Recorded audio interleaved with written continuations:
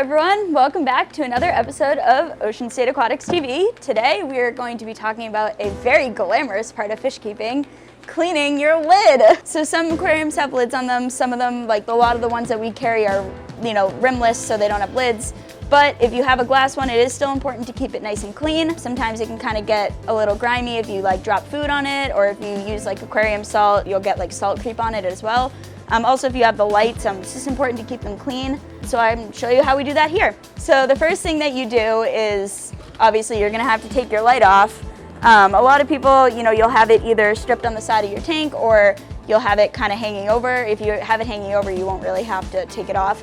But for us, we just kind of have them resting on, so I just kind of gently move it off, and then you can take your lid off and get started. So one of the tools that I like to use when cleaning the lids is I use an algae pad. Basically, I use that to scrub any salt buildup, any algae that'll get kind of on the underside of the glass. The other thing I also use a razor blade. It's kind of got some stuff in it right now. But if you get any of that hard buildup around the seams, this is good for scraping it off. So what I do at this point is I basically just pick some water up with the pad and I just scrub the lids just to get all that gunk off of it. I'm just using regular tap water for this. It doesn't have to be anything fancy. I don't have any cleaners or anything. But then I just get both sides. This will be, getting all of that, leftover food, any food that you might have dropped, any algae growing on the underside of the lid. At home, you may not have a giant brute like I do. So there's actually many ways that I have done this. I've done it outside with a hose. I've done it with a toothbrush in the sink. I've cleaned it, just with a sponge in a 5-gallon bucket. I've used a towel.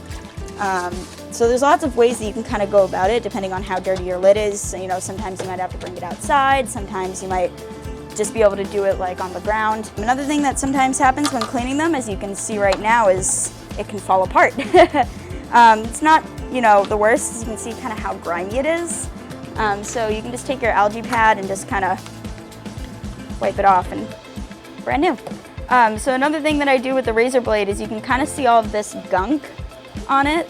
So I just take it and very gently just kind of scrape it off and yum, delicious.